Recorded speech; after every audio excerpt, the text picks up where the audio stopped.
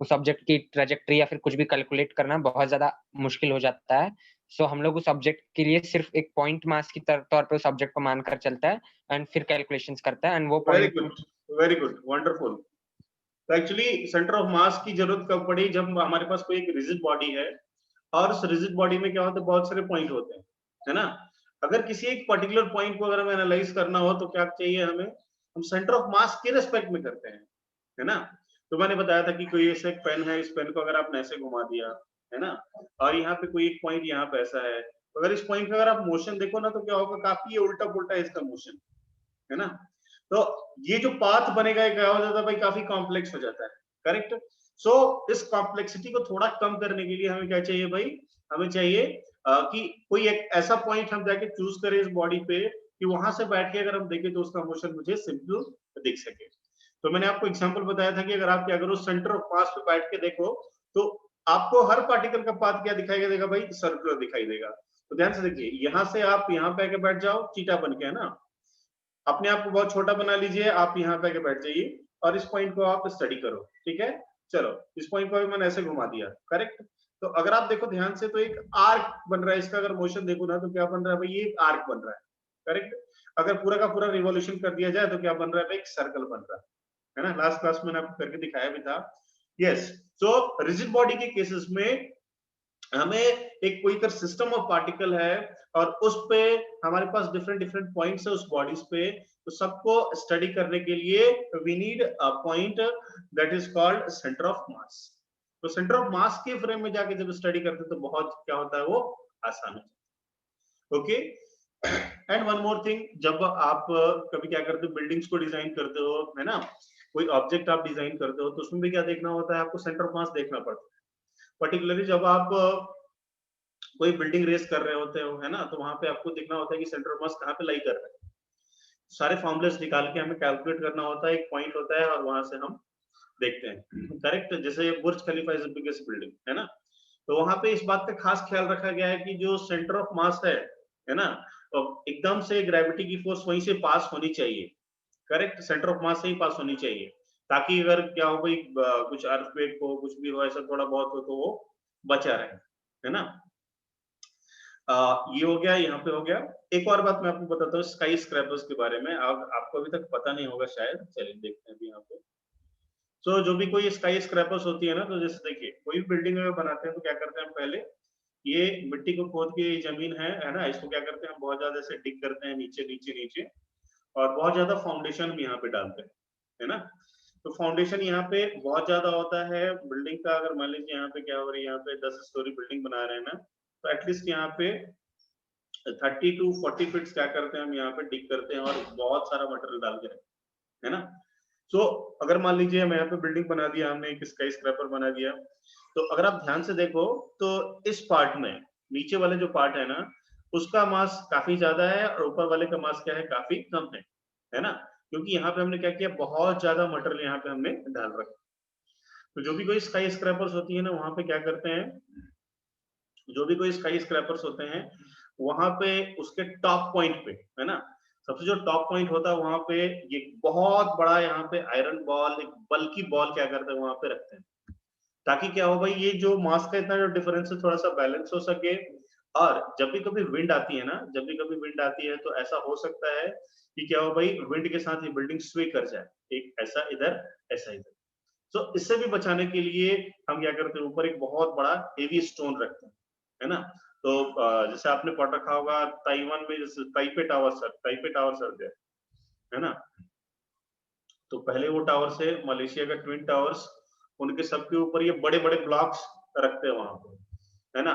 जब आप simple harmonic motion पढ़ेंगे तो वहां भी आप देखेंगे कि बिल्डिंग क्या हो जाए, थोड़ा सा स्विंग ना हो जाए, ऑक्सीलेट ना कर जाए, इसलिए हम वहां पे वो कोट करते हैं। ओके। तो हर क्लास में आप सभी लोग रिवाइज करके आओ, है ना, किसी बच्चे से मैं पूछ सकता हूँ। तो thank you Sahil, thank you Prateek, Kaustubh also. Okay.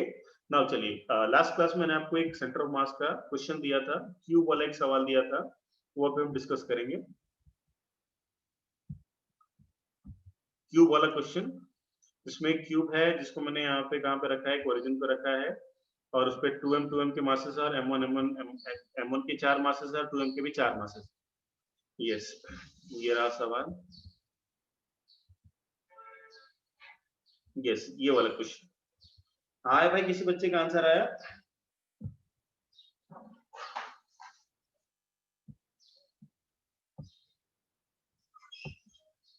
हाँ जी, किसी बच्चे का आंसर आया? सॉल्व किया, ट्राई किया आपने? एक बच्चे का आंसर आया था उस टाइम पे। चलिए इसको सॉल्व करते हैं, दोबारा देखते हैं।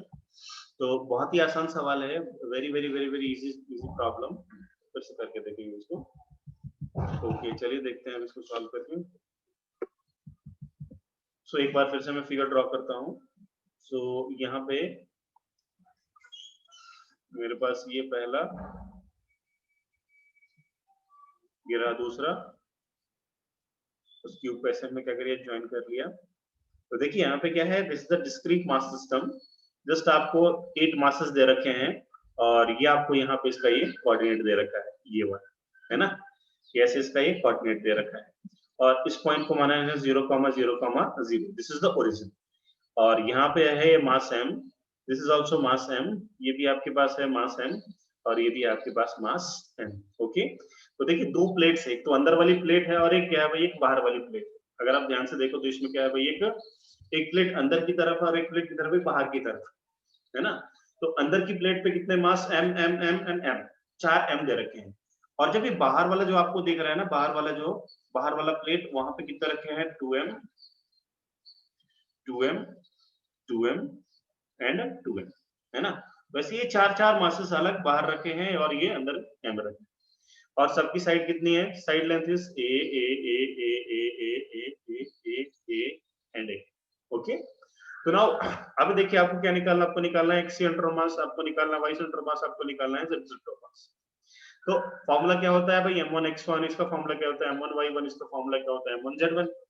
नाउ अगर आपको सारे पॉइंट्स जो हैं, सारे जो मासेस हैं, अगर आपको उसका कोऑर्डिनेट मिल जाए, क्या मिल जाए भाई, कोऑर्डिनेट मिल जाए, तो आराम से आप सॉल्व कर सकते हो, है ना।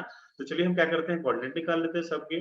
नाउ देखिए ध्यान से, यहाँ पे एक ये वाला जो अंदर की तरफ है ना, उसका हम पहले निकालते हैं कोऑर्डिनेट। तो ध्यान से देखिए, है आपके पास मास m, आपने ए लेंथ आगे जाना है किधर, एक्स एक्सिस में, आप आ गए ये मास m के पास। तो इसका कोऑर्डिनेट कितना होगा भाई, ये होगा 1,0,0। ओके, नाउ देखो इसका निकाल लेते हैं ऊपर वाले मास का। तो नाउ ये वाला आपके पास मास m है, इससे आप a लेंथ ऊपर जाएंगे, तो इसका कोऑर्डिनेट क्या हो जाएगा भाई, ये हो जाएगा 0,a,0। क्योंकि y में कितना गए हो भाई, ये ऊपर गए हो, तो कोऑर्डिनेट हो गया आपके पास 0,a,0। दैट्स ऑल, है ना। नाउ देखिए 3 निकल गए। यहाँ पे आते हैं, ये वाले का कोऑर्डिनेट मैं निकालता हूँ। तो देखिए यहाँ पे पहुंचने के लिए, ये जो आपके पास मास m है, यहाँ पे पहुंचने के लिए आपको कैसे आना पड़ेगा, ये रहा ओरिजिन, ओरिजिन से आप x में a आगे चलेंगे। ओके, फिर यहाँ पे पहुंच के आप y में a डिस्टेंस और ऊपर जाएंगे, है ना। तो इसका कोऑर्डिनेट जो होगा वो कितना हो जाएगा, a,0। ओके, तो ना पीछे वाली जो प्लेट है जहाँ पे हमारे पास 4 मासेस है, वो तो हमने निकाल लिया, है ना। तो वहां पे जितने भी हमारे पास मासेस थे उनका हमने कोऑर्डिनेट निकाल लिया। नाउ अभी आएंगे कहाँ पे, हम आगे वाले प्लेट पे, है ना। तो आगे वाले प्लेट पे निकाल लेते, देखिए ध्यान से सभी लोग। तो नाउ यहाँ पे, यहाँ से स्टार्ट करते हैं, आगे वाले प्लेट पे आते हैं, ये वाले 2m मास यहाँ, है ना। यहाँ पे आएंगे। नाउ यहाँ पे देखिए, आपको किधर आना पड़ेगा, आपको जेड एक्सिस में आना है। किधर आना है आपको, जेड एक्सिस में। तो सिर्फ आपको जेड एक्सिस में चलना है और आप यहाँ पे इस 2m मास पे पहुंच जाएंगे।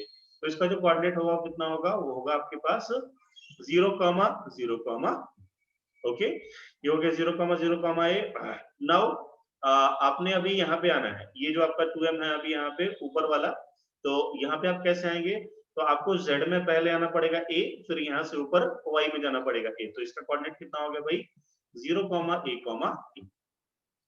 करेक्ट है, क्लियर है। नाउ अब देखिए ये वाला 2m है, इसका कोऑर्डिनेट कैसे लिखूंगा, तो यहाँ पे आपको पहले x में a आना पड़ेगा, फिर z में a आना पड़ेगा। तो इसका कोऑर्डिनेट हो गया आपके पास a, y में हो गया 0, z में हो गया a। करेक्ट, ये भी निकल गया। नाउ ये वाला बचा है, just this is remaining, this 2m is remaining. तो नाउ यहाँ पे आने के लिए कैसे निकालेंगे आप, तो आपको x में पहले a आना पड़ेगा, है ना। फिर आपको y में x में आना पड़ेगा, z में भी a जाना पड़ेगा और y में भी a जाना पड़ेगा, है ना। देख पा रहे हैं आप यहाँ पे, ध्यान से देखिए। तो यहाँ पे देखो x में आप पहले a आ जाओ, है ना, y में फिर से ऊपर a चले जाओ और फिर यहाँ से आके z में a पहुंच जाओ। यानी कि इसका जो कोऑर्डिनेट हो गया वो कितना हो गया भाई, a, t। ओके, तो हमें सबके कोऑर्डिनेट मिल गए। चलिए तो अब आप सॉल्व कर लीजिए। यस, कोऑर्डिनेट सबके आ गए, कोई दिक्कत किसी बच्चे को? यस एवरीवन, कोऑर्डिनेट्स पता करने में कोई दिक्कत आपको? सबको कोऑर्डिनेट्स आ गया? तो आप बच्चों ध्यान से लिख लीजिए अच्छे से, आप कोऑर्डिनेट उसको पहले अच्छे से लिख लीजिए। आप एक फिगर बनाओ, हाँ मैं फिर से बताता हूँ, आप एक फिगर बनाइए क्यूब का, है ना, और जैसे जैसे मैंने बताया वैसे कीजिए। पहले फिगर बनाइए आप, मैं फिर से बताता हूँ। आप फिगर बनाइए क्यूब का, फिर से देखेंगे सभी लोग, फिगर बनाइए क्यूब का।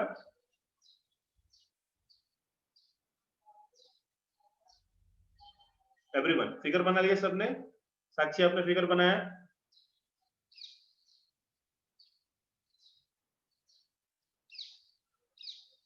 देखिए ध्यान से, फिर से देखेंगे ध्यान से देखिए। तो ये हमारे पास ये वाला प्लेट है ना, अंदर वाला प्लेट है जिसमें मासेस कितने हैं हमारे, m m m और m। ओके, नाउ ये देखिए मैंने इसको क्या बना लिया, ऐसा एक्सिस बना लिया, ये x एक्सिस, y एक्सिस और ये हो गया हमारा z एक्सिस, है ना। तो देखिए ये कितना है हमारे पास, 0,0,0। ओके, यहाँ पे आना है, इसका कोऑर्डिनेट आप कैसे लिखेंगे? तो देखिए आप यहाँ से यहाँ पहुंचने के लिए कौन से एक्सिस में आ रहे हो आप, x एक्सिस में आ रहे हो, है ना। तो यहाँ पे इसका जो कोऑर्डिनेट होगा वो कितना होगा, a। जस्ट आप x में a डिस्टेंस चले, मास m आ गया, तो क्या लिखेंगे आप कोऑर्डिनेट, ओनली a। x को a लिखेंगे, बाकी तो क्या हो गया आपके पास, 0 हो गए, तो इसका कोऑर्डिनेट लिखेंगे आप a, 0,0। ओके, नाउ अब देखिए ये मास है यहाँ पे, this is the mass, this ये वाला। अभी यहाँ पे इसका कोऑर्डिनेट आप कैसे लिखोगे? तो आपको एक पाथ से चलना होगा, तो आप कैसे चलेंगे, पहले आप यहाँ से यहाँ आएंगे, फिर यहाँ से ऐसे ऊपर पहुंचेंगे। तो यहाँ से यहाँ तक आने के लिए आपको कैसे चलना पड़ा, x में a डिस्टेंस चलना पड़ा, y में कितना चला, a चलना पड़ा, z में कुछ चलना पड़ा क्या, नो, 0, खत्म। करेक्ट। नाउ इसके लिए देखिए ये वाला मास देखिए, तो यहाँ पे जाने के लिए क्या करना पड़ेगा आपको, तो ये वाले मास से इसके रिस्पेक्ट में आप सीधा ऊपर चले जाओ, दैट्स ऑल, है ना। तो इसका कोऑर्डिनेट कितना होगा भाई, ये कोऑर्डिनेट हो जाएगा सिर्फ आपका 0,a,0। करेक्ट। तो ये अंदर वाले क्लियर है आपको, जो अंदर वाले 4 मासेस है, इज दैट क्लियर एवरीवन? ये साक्षी बताइए, क्लियर है?